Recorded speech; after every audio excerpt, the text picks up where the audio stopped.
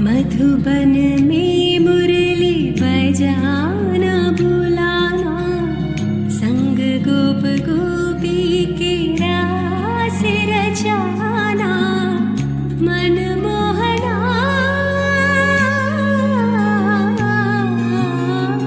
मनमोहना सबकी मन को लुभाना, ऐसी निर्मलता सीखे कहाँ से, ओ कान्हा सुना रे।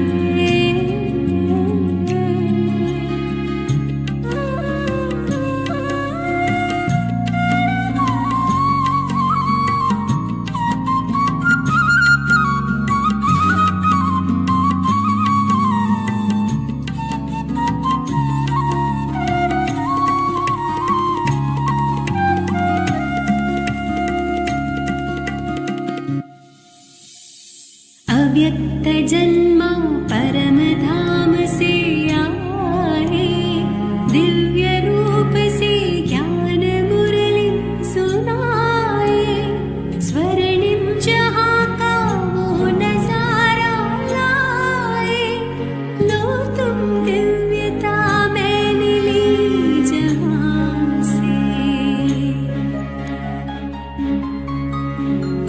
देवों के देव सर्वेश्वर वही है, सबका ईश्वर परमेश्वर वही है, शिव है पिता और गीता है माता, वही है जन्मदाता, मैं जन्मा हूँ जहाँ से।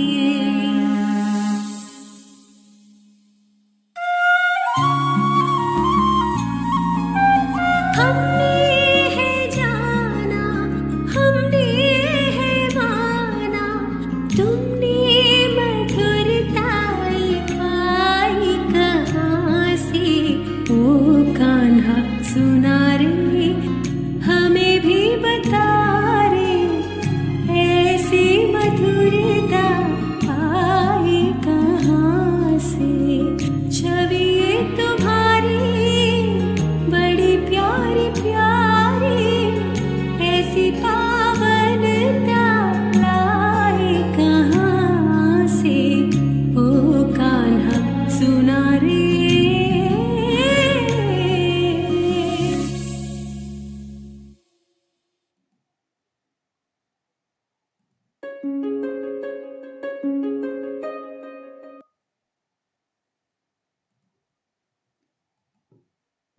ओम शांति। आज वेबिनार की एक नई सीरीज का शुभारंभ होने जा रहा है। बहुत ही विशेष टॉपिक, श्री कृष्ण का जन्म कब होगा और डायमेंशंस क्या है।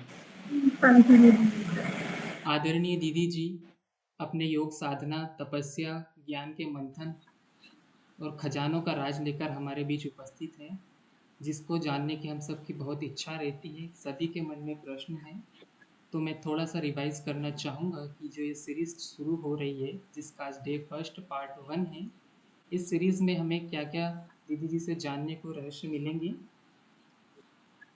श्री कृष्ण का जन्म कब, कहाँ, कैसे होगा, कौन सी आत्माएं जन्म देगी, ब्रह्मांड और आभा मंडल, ग्रह और नक्षत्र का आध्यात्मिक रहस्य, ईथर और तत्व ड्रामा से कैसे जुड़े हैं, नंबर 9 का महत्व, डायमेंशंस क्या है, कौन से डायमेंशंस में देवी देवताएं रहते हैं, देवी देवताओं का कनेक्शन किस डायमेंशन में, क्या ब्रह्मा विष्णु और शंकर एक ही हैं, श्री कृष्ण का जन्म और विनाश का क्या कनेक्शन है, श्री कृष्ण का जन्म कब और कहाँ कैसे होता है, और यह भगवान का प्रोजेक्ट क्या है, कौन सी आत्मा कब और कहाँ सृष्टि पर जन्म लेगी, और श्री कृष्ण के साथ में पहले जन्म में आने वाली आत्माओं की निशानियाँ क्या होंगी।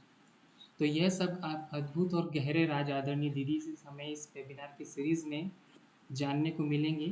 तो हम बहुत बहुत वेलकम करते हैं दीदी जी आपका, और आपका बहुत बहुत शुक्रिया करते हैं कि आप ये गहरे राज हमारे बीच लेकर के आए हैं, और आपसे अनुरोध करते हैं कि इस क्लास की शुरुआत करें। ओम शांति। शांति दीदी। ओम शांति दीदी। ओम शांति। ओम शांति दीदी। ओम शांति दीदी। ओम शांति। सबसे बड़ा ओम शांति स्टूडेंट दीदी। आज से जिस वेबिनार की सब राह देख रहे थे, हेल्थ से भी ज्यादा वो शुरू कर रहे हैं। ये एक मंथन करके निकाला हुआ मक्खन है, मुरलियों से और कई क्लासेस से और योग से। योग से हम बहुत कुछ जान सकते हैं, क्योंकि बुद्धि जितनी जितनी शुद्ध पवित्र बनती है, उस अनुसार सारे राज समझ में आते हैं। इसीलिए हम कई बार कहते हैं, ऐसी अवस्था बनाओ जिससे हम ये सब राज खुद जान सके कि कौन है, कौन जन्म देंगे श्री कृष्ण को, वो अभी कहाँ है, मम्मा कहाँ है, बाबा के साथ आने वाली आत्माओं कहाँ है, सारी बातें हम समझ सकते हैं अगर हमारी अवस्था बनती है तो। लेकिन अवस्था बनाने के लिए आज मुरली में क्या कहा?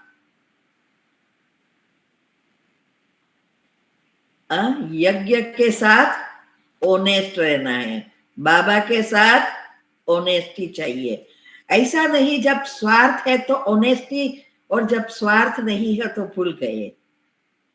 नहीं, कोई भी सिचुएशन हो, लेकिन हमारा पुरुषार्थ, यज्ञ के प्रति फेट, विश्वास, निश्चय, कुछ भी हिलना नहीं चाहिए। तब हम बाबा के एनर्जी का उपयोग कर सकते हैं। इसीलिए ये अवस्था बहुत महत्व की है। इसलिए कहा ना, सुख में स्मिरन सब करे, सॉरी, दुख में स्मिरन सब करे, सुख में करे ना कोई। अगर सुख में स्मिरन करे तो दुख काहे को होई? तो हम दुख में सब याद करें और सुख में ना करे, भूल जाए तो नहीं चलता है।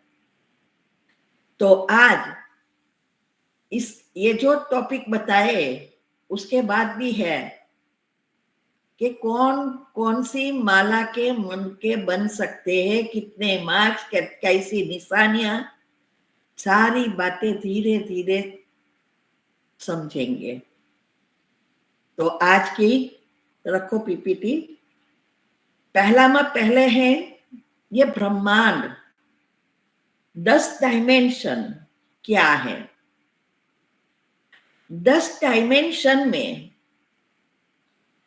जो परमात्मा का है वो तो 10वां डायमेंशन है ही, लेकिन 5 के बाद के डायमेंशन में क्या है, सारा आभामंडल का राज क्या है, ये ब्रह्मांड क्या है और कैसे ये ब्रह्मांड चलता है, ये सितारे, ग्रह, नक्षत्र वह क्या है, ये सारी बातों को हमें समझना है। तो इसमें 2 चित्र है। एक हमारी सृष्टि का, जिसमें ग्रह, नक्षत्र, तारा, stars, white hole, pole star, earth, सब कुछ बताया है। और दूसरा जो है वो डायमेंशन है, और इसके साथ लिखा है ईथर वर्ल्ड। जो ये ईथर वर्ल्ड है वो एक शक्ति है, एक रसायन है, और वो कैसे डायमेंशन से जुड़ा है ये जो बताया है। उसमें भी जो बीच में वो 5 डायमेंशन, जहां ये 5 तत्वों से जुड़ी हुई चीजें और सारा आकाश तत्व में सारी चीजें वो सब आती है। फिर 6, 7, 8, 9 ये जो है वो डायमेंशन अर्थात क्या, एनर्जी के लेयर्स, तो ये समझना है। और फिर 10वें में परम धाम, शांति धाम कहो, निर्वाण धाम कहो, परमात्मा का घर कहो, आत्माओं का घर कहो, ये है, ये 10वां डायमेंशन। तो ये जो ब्रह्मांड है वो एकदम अनंत ऊर्जा का क्षेत्र है, और ब्रह्म तत्व से ही ये ऊर्जा आती है, जिसमें अनगिनत सितारे हैं। सितारे अर्थात आत्माएं, ये भी आएगा कि आत्मा को सितारा क्यों कहते हैं, और कला कैसे कहाँ कैसे कम होती है, कौन सी कला पर कहाँ होता है हमारा पॉइंट, कला का अर्थ क्या है, ये भी समझना होता है। तो ये जो है ये सितारे अर्थात हमारे आत्माएं। आत्माएं तो अनेक है, लेकिन मुख्य जो आत्माएं हैं वो 9 लाख से 33 करोड़, जो ऊपर के डायमेंशन की लेयर्स है। फिर जो नक्षत्र है ये ग्रुप जैसा है, जैसे ये नक्षत्र भी 27 पॉइंट हाफ या समथिंग है, पूरा 28 नहीं है। ये इसके भी एक वीडियो मैंने रखी है एक मुरली से, लेकिन वो मुरली मुझे अभी नहीं मिल रही है फिर से। उसमें थोड़ा रिकॉर्डिंग में म्यूजिक बहुत ज्यादा है, लेकिन वे लिखा है, उसका टाइटल रखा है कि सारा आभामंडल का ब्रह्मांड का राज। तो उसमें तारे, नक्षत्र, ग्रह, सब कुछ का कौन सी आत्मा क्या है सब बताया है। तो नक्षत्र माना वो आत्माओं का एक ग्रुप, जैसे 8 से 108 बनती है, 108 से 16,108 होता है, फिर 9 लाख। तो ये ऐसे ऐसे है, तो ये ग्रुप वाइज है। तो नक्षत्र वो मुख्य 27 की एनर्जी है।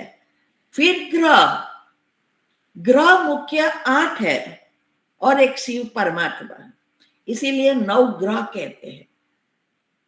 9 ग्रह जब एक लाइन में आ जाते हैं तो दुनिया वाले भी कहते हैं कि विनाश होता है। तो ये 9 ग्रह जो है वो लाइन में आने अर्थात जो ये आत्माएं हैं 8 रत्न समान बन जाना, सृष्टि के लिए तैयार हो जाना। तो वैसे भी बीच में कुछ आया था कि 6 तो ग्रह ऑलरेडी समान हो गए हैं। तो ये इसमें बताया है कि आकाश गंगा है, खगोल, ये सब बहुत सारे हैं, और तत्व भी नीचे मौजूद है सारे ब्रह्मांड में। 5 तत्व ब्रह्मांड के ऊपर माना ब्रह्म तत्व में 5 तत्व नहीं है, वो आत्मा और परमात्मा का ही है, लेकिन नीचे सब जगह पे हमारी से जुड़ी हुई सभी चीजें हैं। और ये 5 तत्व सिर्फ ये 5 डायमेंशन के अंदर आकाश तत्व के नीचे ब्रह्मांड में ही है, ऊपर छत्ते से 5 तत्व नहीं है। इसीलिए इसमें बताया है कि आभामंडल हमारा और दुनिया में हर एक चीज का आभामंडल बनता है, माना वो चीज के आसपास जो शक्ति बनती है वही शक्ति है जिसको हम ओरा कहते हैं। तो सिर्फ हमारा ही नहीं होता है, हर एक चीज का होता है। क्योंकि हर एक चीज में ये आकाश तत्व भी है और ये शक्ति भी है। इसीलिए अगर हमने एक कोर्स किया था, मैंने बताया था कि हम रेकी भी हमने एडवांस तक किया था जब बाबा के बच्चे नहीं बने थे। और दूसरा एक यूनिवर्सल सबकॉन्शियस माइंड का था, वो भी किया था। उसमें हमें ओरा देखने के सिखाया था। तो बोले कि यह आकाश तत्व जहां एंड होता है, मीन्स के एंड नहीं, लकीर दिखाई देती है। वैसे देखो तो आकाश तत्व आप ऊपर जितना भी जाओ ऐसा ही है, कोई ऐसी चीज नहीं है कि आप स्पेशल उसको घट देख सकते हैं, लेकिन ये इकट्ठा हुआ तो दिखाई देता है। तो वो जो बॉर्डर होती है वहां आप एक साइड से देखते ही रहो तो आप महसूस करेंगे। बहुत समय तक प्रैक्टिस करनी पड़ेगी, फिर आपको वहां जैसे एकदम लाइट ब्राइट दिखाई देगा। वह है सृष्टि की ओरा। ऐसे ही कोई भी आत्मा, उसके सिर के बॉर्डर पर आप देखो, एकदम एक तक से देखते ही रहो तो उसका ओरा दिखाई देगा, कितना पावरफुल है। तो ऐसे ही हर चीज में कहते हैं कि आभा मंडल होता ही है, माना ओरा। अभी ये जो ऊर्जा, ये जो सारी ओरा जो चीजें है, आभा मंडल है, वो और कुछ नहीं है, ऊर्जा और एक वाइब्रेशंस। हर चीज वाइब्रेशंस के रूप में है। और वही हमारा ओरा भी है, वो भी बताता है एक आध्यात्मिक का प्रभाव, सकारात्मकता का। हमारा ओरा जो है, जैसे हमारे अंदर बहुत आत्मा में शक्ति है तो उसका ओरा रिफ्लेक्ट करता है और सामने वाले पर उसका प्रभाव पड़ता है। तो ये तीन चीजें ही एक दूसरे से जुड़ी होती है। तो वास्तव में उसमें बताया है कि ये जो ग्रंथों, ज्योतिष शास्त्र और वेदों जो भी हमारे हैं, उसमें बताया है कि ये जो भी ब्रह्मांड की जो आभा मंडल है वो और कुछ नहीं है।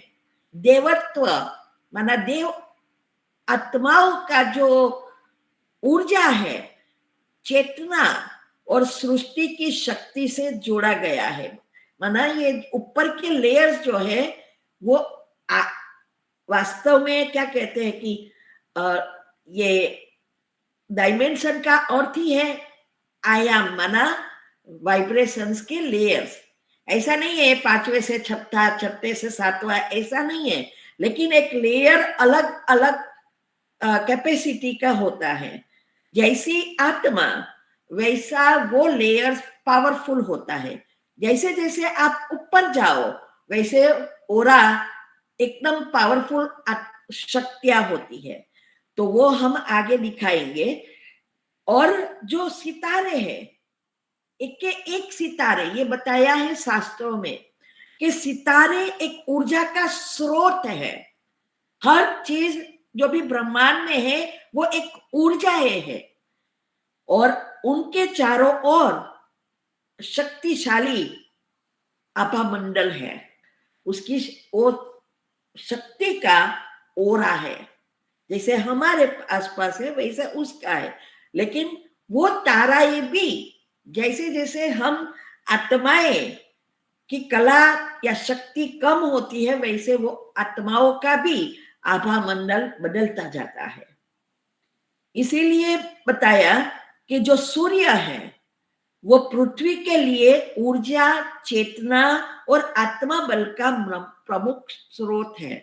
कहा मैंने पढ़ा था कि ब्रह्मांड की जो एनर्जी आती है वो पहले सूर्य पर जाती है और सूर्य से रिफ्लेक्ट होती है सारे विश्व में। तो ये जो सूर्य है, वैसे भी सूर्य किसकी यादगार है? परमात्मा की।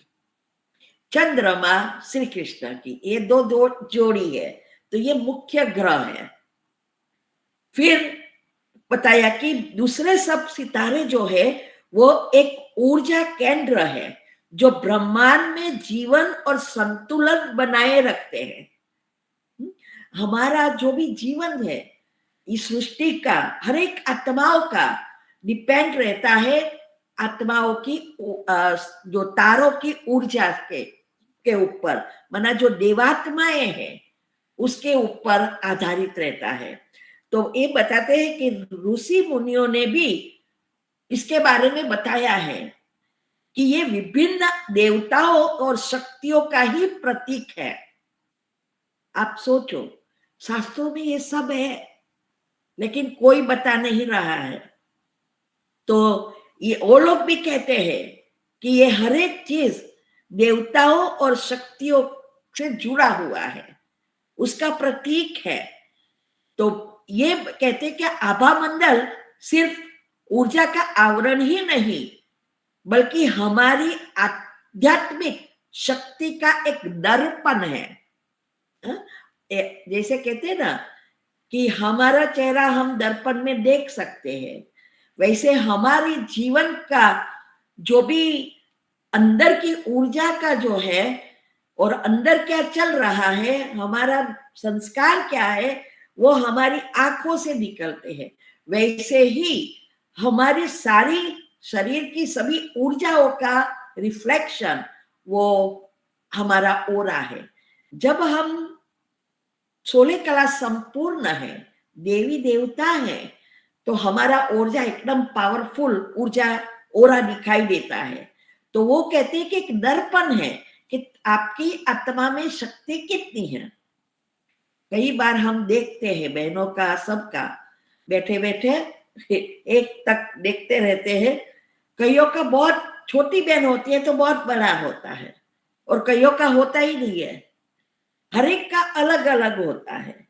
इसीलिए कहते हैं कि ये एक ऊर्जा का लेयर्स है, दिखाई देता है, रिफ्लेक्शन है।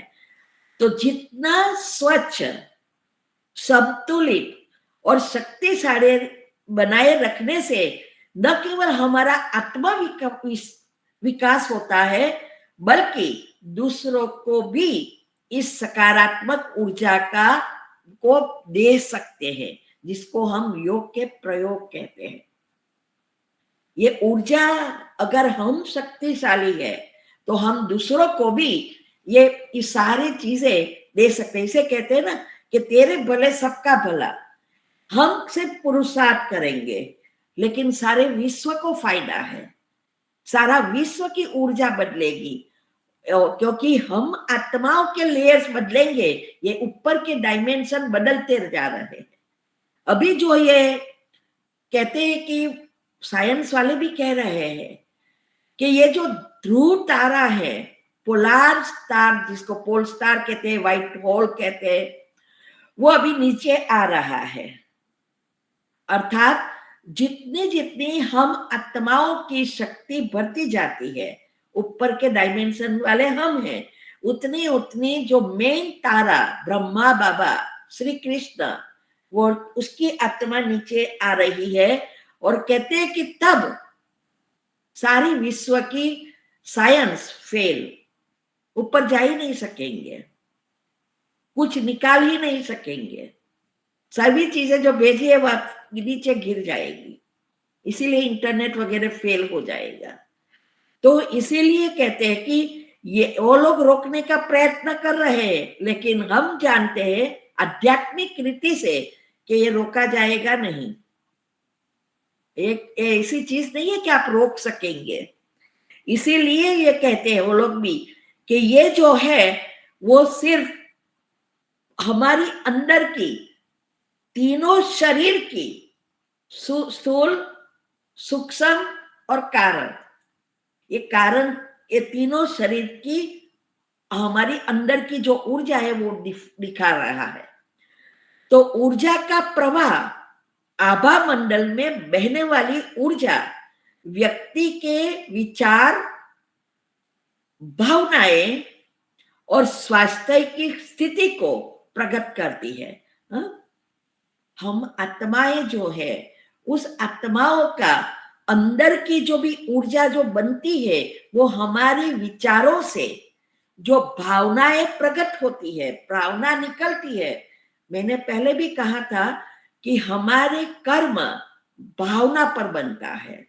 कौन सी भावना है और हमारे जो विचारों से भावनाएं बनती है, वो तार ही परमात्मा के पास पहुंचता है और उसकी शक्ति आती है। तब तक उसकी शक्ति नहीं आती है, वो दूसरी ऊर्जा उसको ब्लॉक करती है। तो भक्ति मार्ग में जो भी हमें फल मिलता था, वो उसकी ऊर्जा आती थी, अरे हमारी पहुंचती थी तो उसकी आती थी और काम होता था। अभी हम सब आत्माओं का, दुनिया में सभी आत्माओं का मन बैठता ही नहीं है। विचार अच्छे चलाना चाहते हैं लेकिन नहीं चल सकते। तो वो जब तक उसकी भावना पॉजिटिव होकर निकलेगी नहीं, तब तक परमात्मा की शक्ति आएगी नहीं। और वो बात ही सिखाने के लिए परमात्मा को इस सृष्टि पर आना पड़ता है कि कैसे आप अपनी भावना को बदल सकते हैं, कैसे आप अपने संचित कर्म भस्म कर सकते हैं। ये सब बातों के सिखाने के लिए फिर से बैटरी चार्ज करना सिखाते हैं और उसके लिए उसको आना पड़ता है। इसीलिए उसमें भी बताया है कि जब हम सकारात्मक बनते हैं और मन और बुद्धि शांत, चित्त मना बुद्धि शांत होती जाती है, तो हमारा आभा मंडल एकदम स्वच्छ और चमकदार बनता है। जब तक हमारी सुषुप्त नाड़ी खुलती नहीं है अंदर से, अभी ऊर्जा क्या है, ईड़ा पिंगला में चल रही है, लेकिन अभी बीच में जो सुषुप्त नाड़ी है वो एक्टिव करने के लिए ही हम पुरुषार्थ कर रहे हैं। ये एक्टिव होगी तभी सहस्त्र चक्र खुलेगा। इसीलिए जब भी हम निसंकल्प हो जाते हैं, तब हमारी सुषुप्त नाड़ी थोड़ी समय के लिए एक्टिव होती है और हम पुरुषार्थ जो कर रहे हैं, कंप्लीटली सातवें चक्र में एनर्जी बहे, खुल जाए, इसका पुरुषार्थ हम कर रहे हैं। इसीलिए बाबा कहते, अरे इसमें बताया है कि जब हमारी नकारात्मकता है, टेंशन है, तो ये ओरा एकदम गंदा, मलिन और धुंधला हो जाता है। अभी तो कोई कलर रहा ही नहीं है।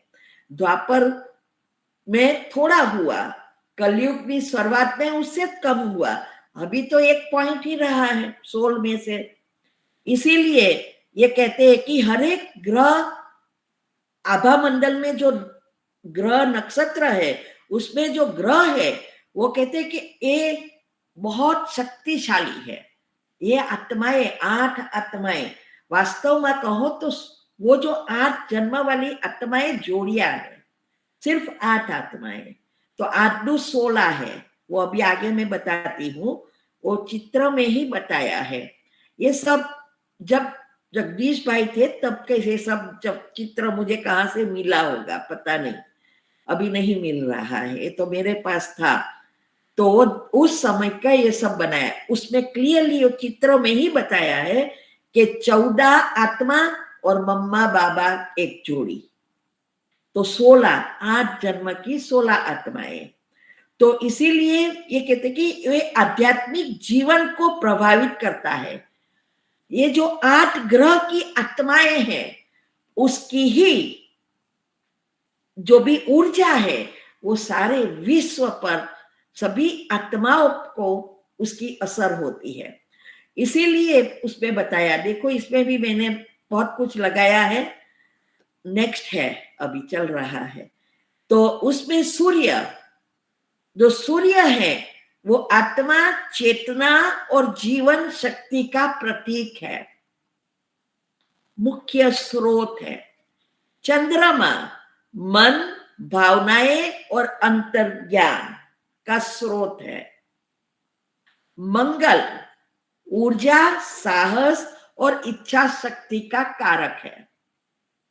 बुध बुद्धि, संवाद और मानसिक क्षमता का प्रतीक है, क्योंकि हर एक आत्मा की अलग अलग विशेषताएं हैं, उस अनुसार वो शक्तियां प्रदान करती है। 8 हमारी दादियां है, उसके बारे में कहते हैं ना कि हर एक का सूत्र लक्ष्य अलग अलग था, भले साथ में आई है, पुरुषार्थ कर रहे हैं, लेकिन हर एक का ये कहते हैं ना स्लोगन अलग अलग रीति से करके आगे बढ़ते थे। तो ये यही है जो गुरु है, जो बृहस्पति माना परमात्मा, कहते हैं ना अभी बृहस्पति की दशा बैठी है, वो ज्ञान, धर्म और आध्यात्मिकता का विकास से जुड़ा है। जिसके साथ बृहस्पति का ग्रह होता है वो ज्ञान का स्रोत बन जाता है, जो अभी उसका एक कार्य है ना, ज्ञान देना, धर्म की स्थापन करना और आत्मा में शक्ति कैसे भरना, आत्मा की शक्ति का स्रोत है माना बृहस्पति। शुक्र प्रेम, कला और सौंदर्य का कारक है। इसीलिए कहते हैं ना कि इस ग्रह अनुसार वो जन्माक्षर में बताते हैं कि ये है तो आपका ये शरीर का रिफ्लेक्शन होगा। शनि कर्म, अनुशासन और आत्म परीक्षण से जुड़ा हुआ ग्रह है। शनि की दशा कहते हैं ना, शनि की दशा और राहु की केतु की दशा बहुत भारे होती है। तो ये है, फिर है राहु केतु, सारा रहस्य है कर्म, बंधन और आध्यात्मिक परिवर्तन के प्रतीक है। राहु केतु के लिए अभी मैंने एक वीडियो रखी थी, उसमें बताया था कि राहु केतु की दशा अच्छी भी है, शनि की भी ऐसा ही है, किसी में अच्छी है क्योंकि कौन से ग्रह से उसकी जोड़ान होती है उस अनुसार वो काम करेगा। तो राहु केतु का भी बताया कि वो कभी किसी को करोड़पति से रोड़पति बना देगा, इतना कर्म करे होंगे तो इतनी सजा देता है, और रोड़पति से करोड़पति भी बना सकता है। तो ये जो बताया है कि ग्रहों की ऊर्जा और उनका आभामंडल और जीवन यात्रा को प्रभावित करता है। ये ग्रह अनुसार हमारा जब जन्म होता है तब ये सब ग्रह की दशा अनुसार जन्माक्षर निकालते हैं कि उस दिन जब हमारा जन्म हुआ, जो हमारी बैलेंस शीट कर्मों की बनी है, जो बाहर हमारी जन्माक्षर के रूप में इस जन्म में जो कर्म पककर तैयार हो गए हैं, वो उस अनुसार वो बताते हैं कि इस ग्रह अनुसार ये है, इस ग्रह अनुसार ये है। तो इसमें यही बताया कि इसको जो प्रभावों को संतुलन करने के लिए वैदिक उपायों का सहारा लिया जाता है। ये यही है, वैदिक साइंस में बहुत सारे राज बताए हैं, तो उसमें भी ये एनर्जी का, ब्रह्मा विष्णु शंकर का कैसे एनर्जी फ्लो करनी है, ये सब इसीलिए वो बताते हैं कि ये सब ग्रहों की दशा सुधारने के लिए और अच्छा भाग्य बनाने के लिए हम उस ऊर्जा को उपयोग करके बदल सकते हैं। जो हम दुनिया में भी आजकल ये ढूंढा है, लॉ ऑफ अट्रैक्शन वगैरह, और हमारी भाषा में ऊर्जा फ्लो करके, एनर्जी फ्लो करके हम जो भी चाहे वो प्राप्त कर सकते हैं, या योग का प्रयोग कहो, वो एक ही चीज है कि परमात्मा की एनर्जी को लेकर हमें हमारी भाग्य को बदलना है। लेकिन इसमें यही है कि हर एक का जो कितना सकारात्मकता है, कितनी पॉजिटिविटी है और पिछले कर्म कितने हैं, उस अनुसार सफलता मिलती है। और कभी कभी इतने कड़े कर्म हैं और हमारे अभी भी विचारों पर भी कंट्रोल नहीं है तो बहुत समय लगता है। तो कब कोई व्यक्ति अगर उसको पकड़ के रखता है, जब तक वो पॉसिबल है तब तक, तो कहां ना कहां हम उससे मुक्त हो सकेंगे। लेकिन हम अच्छी 2 लाइन चलाते हैं और 10 भावनाएं रॉन्ग निकालते हैं, तो फिर से वही लेयर बनेंगे। सूक्ष्म शरीर से हम खींचते ही रहते हैं तो बहुत समय लगता है, थक के छोड़ देते हैं। इसीलिए किसी का हो जाता है, किसी का नहीं होता, कोई छोड़ देते हैं, कोई पकड़ के रखते हैं। हर एक की अपनी अपनी शक्ति अनुसार, पुरुषार्थ अनुसार सफलता प्राप्त करते हैं। अभी दुनिया में भी ये प्राप्त कर रहे हैं, लेकिन वो आत्माएं, कई आत्माएं नहीं है, उसके इतने पीछे कर्म नहीं है, तो उसको शॉर्ट समय में मिल जाएगा। वो उसकी इतनी नेगेटिविटी नहीं है तो जल्दी उसको सफलता मिलेगी। इसीलिए ये सारा ग्रहों का हमारा आभा मंडल का रहस्य है। अभी नेक्स्ट है नक्षत्रों का आध्यात्मिक रहस्य। क्या ये नक्षत्र है क्या? तो नक्षत्र जो है एक ग्रुप ऑफ जो आत्माएं हैं, उसका एक कहते हैं ना समूह, संगठन, उसके बना हुआ होता है। तो वो विशेष एक केंद्र की तरह है।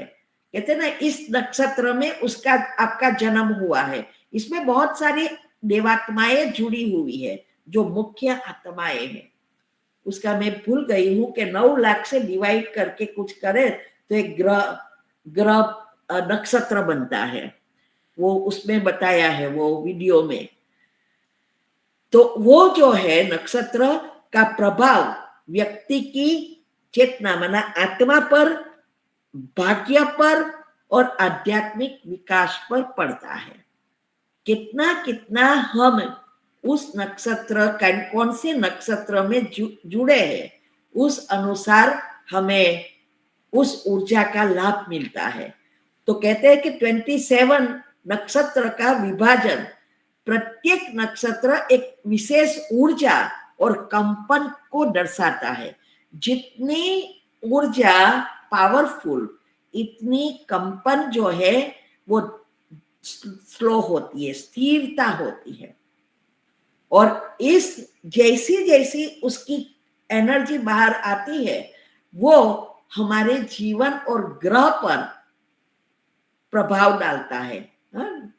ग्रह जो है हमारे अंदर जो कुंडलिनी बनी है उसके ऊपर, और हम उसके द्वारा हमारे जीवन पर उसकी असर डाल सकता है। और ये जो नक्षत्र की जो ऊर्जा है वो प्रत्येक, वो लोग कह रहे हैं कि ये नक्षत्र से संबंधित देवता है और मंत्र भी उसके होते हैं। इसीलिए पहले के जमाने में साधु संत लोग को जो है 7 चक्र के भी मंत्र है। हर एक चक्र के साथ देवताएं जुड़े हैं और उस देवताओं के मंत्र हैं। ऐसे नक्षत्र के कोई भी ग्रह को शांत करना है तो उसके मंत्र बने हैं।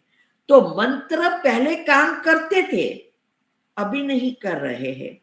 मन हमारा बैठता नहीं है, क्योंकि मंत्र भी तो पॉजिटिव एनर्जी है। इसीलिए बताया है कि आध्यात्मिकता में माना भक्ति में साधना के लिए इसका उपयोग किया जाता है। तो ये सारी बातें ये बता रहे हैं। दूसरा है भावनाएं और स्वास्थ्य की स्थिति को भी प्रकट करती है। जब हम सकारात्मक और शांत चित्त होते हैं तो हमारा आभा मंडल स्वच्छ चमकदार रहता है। नकारात्मकता या तनाव से मलिन और गुंगला होता जाता है। तो ये हुआ नक्षत्र, आभा मंडल, ग्रह वगैरह की विशेषताएं और ये रास की ऊर्जा क्या है, अभी हम देखेंगे एथर तत्व। ईथर तत्व जो है, इसमें ये जो 10 डायमेंशन है, 10 डायमेंशन में जो ऊपर के जो एथर है वो एक प्रकार के बताया है गोल्डन ल्यूमिनस एथर वर्ल्ड, एक रसायन है, वो शक्तियों का स्रोत है। तो उसमें बताया कि ऊपर जो है व्हाइट होल, वो पोलर स्टार जिसको कहते हैं वो ऊपर में है। इसके बाद 7 सितारे हैं।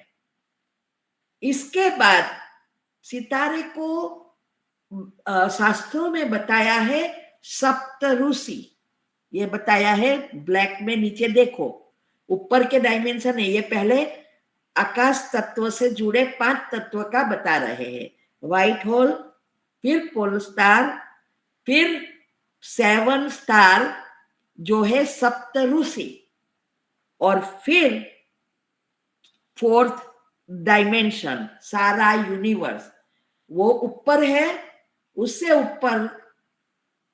ऊपर के डायमेंशन और 4 डायमेंशन में सारा यूनिवर्स, हम सब इसमें है। तो ये सारा एक जंक्शन की तरह है। पहले परमात्मा की लाइट 9वें स्टार से, जो पोलर स्टार मुख्य कहते हैं, उसके वो जो है उसका पहला 9वां डायमेंशन, 9वां डायमेंशन जो बताया है वहां आता है, वही है एथर शक्ति, माना परमात्म शक्ति, जो आत्माओं द्वारा बाहर दिखती है। तो ये 9वां जो है डायमेंशन, वो ब्रह्मा माना श्री कृष्ण की आत्मा, इस सृष्टि पर एनर्जी लाने, परमात्मा की शक्ति लाने के लिए वो निमित्त है। इसके दोनों की एक जोड़ी है। फिर वो आत्मा के साथ सप्तऋषि माना दूसरी 7 जोड़ियां, क्योंकि श्री कृष्ण के साथ मम्मा भी है राधा, तो ब्रह्मा सरस्वती, वो पहला 9वां डायमेंशन, फिर 8वां, फिर 7वां। तो 8 में कौन है? तो ये सारी एक जन, फिर 7 में से 6 में आती है, 6 में से 5 में आती है इलेक्ट्रिक करंट। हम सब जंक्शन है इस सृष्टि पर। परमात्मा की एनर्जी डायरेक्ट नहीं आती, इसीलिए कहा है कि शिव ने जटा में गंगा उतारी, अगर वो सृष्टि पर पड़ती तो सारा विश्व समाप्त हो जाता। इसकी शक्ति डायरेक्ट नहीं आ सकती, इसीलिए कहते हैं कि गंगा को जटा में उतारी, क्योंकि शिव और शंकर दोनों तो एक है, मीन्स के साथ है अभी। तो शिव भी अवतरण जो होता है इस शंकर के अंदर, इसीलिए ये जोड़ी है। मुख्य आत्मा ये ब्रह्मा है, शंकर जी कहते हैं वो और उसके ये दोनों की जोड़ी ही सारे विश्व को चला रही है।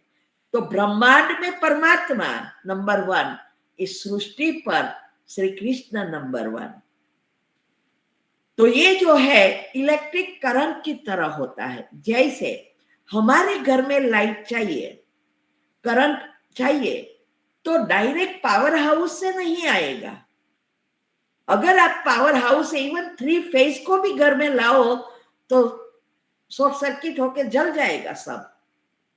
इसीलिए एक विधि होती है कि पहले वो मेन पावर हाउस से शहरों में, हर एक शहरों में जाएगी, फिर शहर से गांव में जाएगी, सोसाइटी में जाएगी, सोसाइटी से हर एक के घर में जाएगी।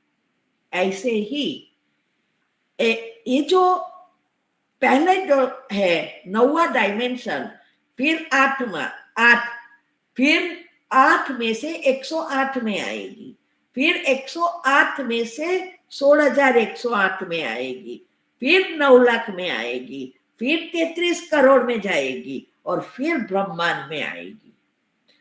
जब ये पावरफुल है तो उसका प्रभाव इस तत्व पर भी होता है, वो भी सत्व प्रधान है। इसीलिए ये ऊर्जा का स्रोत एकदम अच्छी रीति चलता है। जैसे ये करंट का बताया, डायरेक्ट नहीं ला सकते, वैसे ये भी है।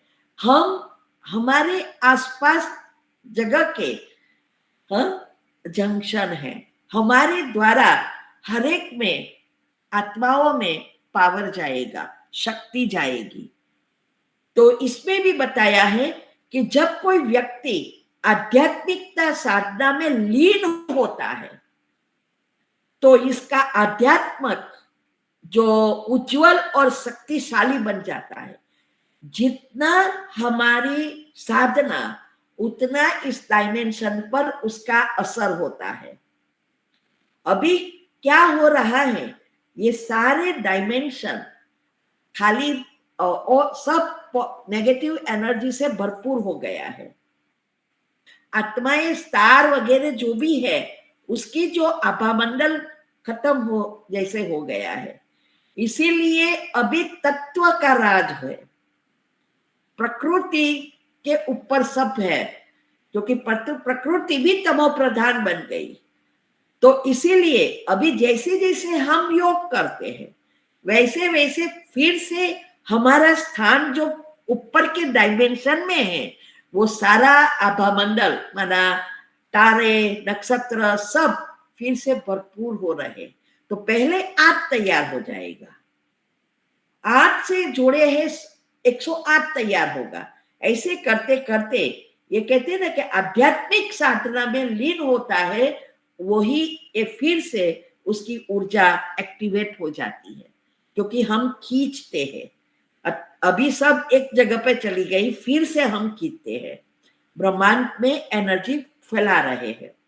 तो इसीलिए ये शास्त्रों में भी बताया है कि ये सारा आभामंडल देवत्व चेतना और सृष्टि की शक्ति से जुड़ा है। अभी ये जो सप्त ऋषि ये बताया है कि सप्त ऋषि भी जो मत्स्य पुराण एक है वेद का, उसमें अनुसार बताया है कि ब्रह्मा जी ने जब संसार में धर्म की स्थापना करनी है तब सनातन संस्कृति का ज्ञान बनाए रखने के लिए ये सप्त ऋषि की उत्पत्ति की संकल्प से। वो सप्त ऋषि माना 7 दूसरे ग्रह, मुख्य 7 जोड़ी, वो ब्रह्मा की संकल्प से उत्पत्ति हुई और फिर शिव ने इस सप्त ऋषियों का गुरु बनकर वेदों ग्रंथों और पुराणों की शिक्षा दी। ये शास्त्रों में बताया है। इसका मतलब यह हुआ कि हमारे ये जो बताया है आभामंडल, ये सप्त ऋषि माना 8 ग्रह का, वो ही ये आत्माएं जो जुड़ी है उसको शिव ने ज्ञान दिया। बाबा कहते हैं ना, सभी शास्त्रों का सार सुनाता हूं, तो वो दिया ये। और मेरे हिसाब से ऐसा लग रहा है कि ये जो ऋषि द्वापर के बाद जो शास्त्रों बनाते हैं वो इस हमारे आत्माओं में से ही, क्योंकि धर्म की स्थापना भी बाबा कहते हैं ना कि हम लोग सारे विश्व का बनाते हैं और हम ही भाग्य रचने की विधि रचते हैं, हम ही शास्त्रों बनाते हैं। तो मुख्य गुरु जी जो हमारे शास्त्रों में बताए हैं उसके 8 नाम बताए हैं और उसकी पत्नियां भी है, तो ये जोड़ी बताई है। तो वो हमारे ही जो सब क्या कहते हैं, ये जो 8 ग्रह दादिया वगैरह जो भी है, जो ऑलमोस्ट सब तैयार हो गए हैं ना। तैयार कौन नहीं है? 9 लाख आत्माएं। तो ये इसमें बताया है कि शिव ने ही ये दिया, उसमें तो सब मिक्स कर दिया है, शास्त्रों की बातें, शिव की बातें, ब्रह्मांड की बातें सब मिक्स करके घोटाला हो गया है। इसलिए कई बार मुरली में आता है, आपने ही सब किचड़ा किया है, घोटाला किया है, अभी आपको ही सब अलग करके सबको बताना है। जगदीश भाई को भी कहते थे ना, आपने रामायण लिखा है वाल्मीकि बन के, फिर से ये सब बातें सुधारो। तो ये सारे जो मुख्य ऋषि बने हैं, शायद वही आत्माओं की यादगार है, जो ग्रह नक्षत्र है।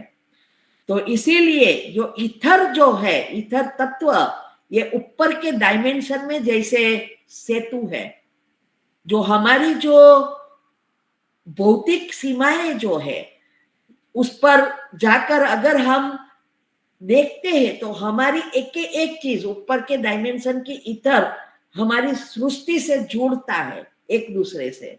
इसीलिए बताया है कि ये सब बातें समझने के लिए हमें आध्यात्मिक साधना चाहिए, और जितनी जितनी जो साधना करता है आत्मा को फिर से आत्मिक उत्थान करना, अर्थात फिर से आत्मा को एक्टिव करना, तो ये जो है वही इस शक्ति का, ईथर तत्व जो है उस शक्ति का, परमात्म शक्ति का अनुभव करने लगते हैं।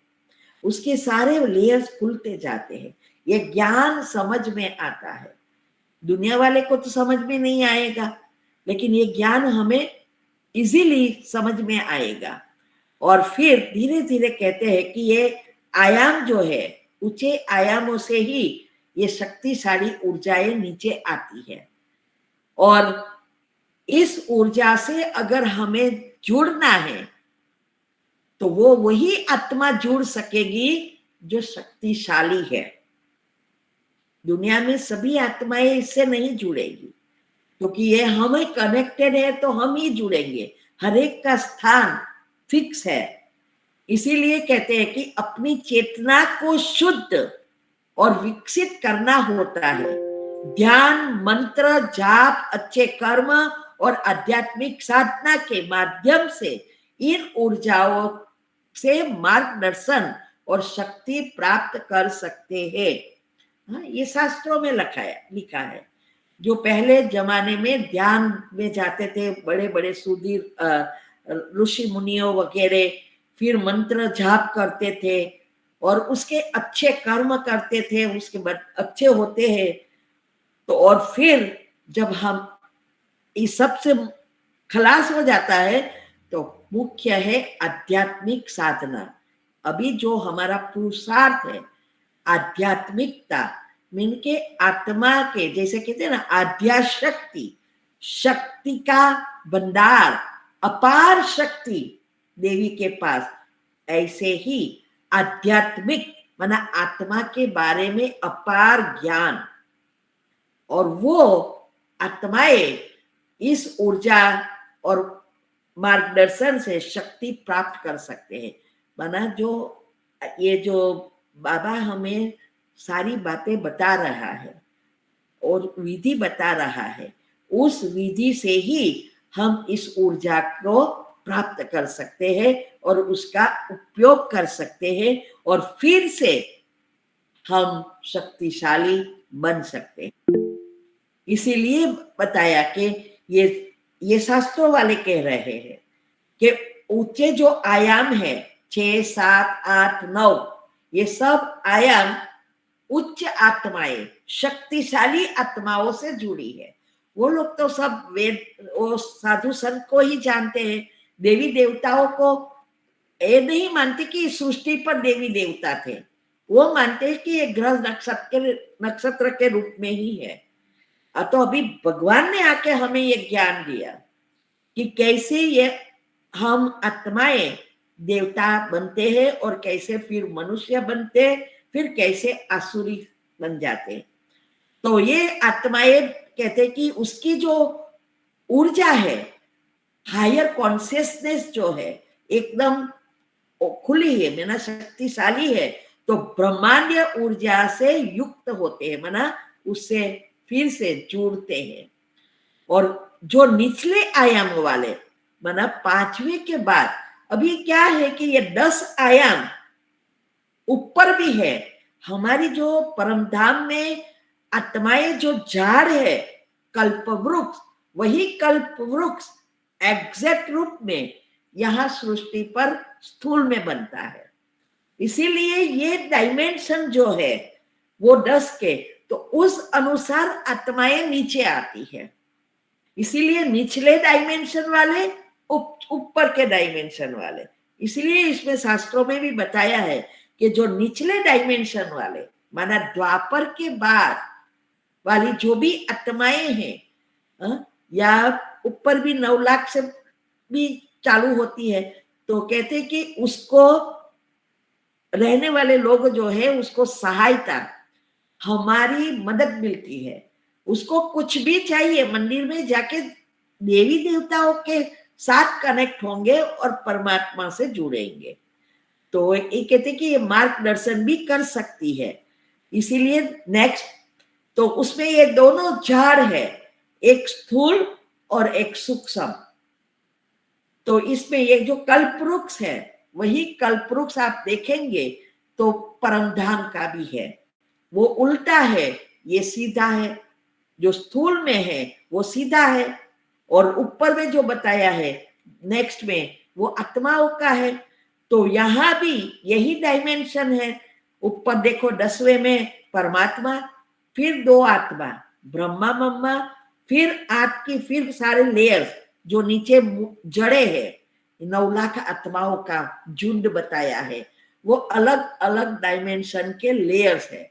फिर आता है नीचे सतयुग और त्रेता, स्थूल झाड़ बनना शुरू होता है। माना झाड़ जब बड़ा होता है, वृक्ष भी, तो उसकी मजबूताई, नीचे का जो कहते हैं ना तना होती है, वो तना माना डायमेंशन की फिर स्थूल में बाहर दिखाई देता है।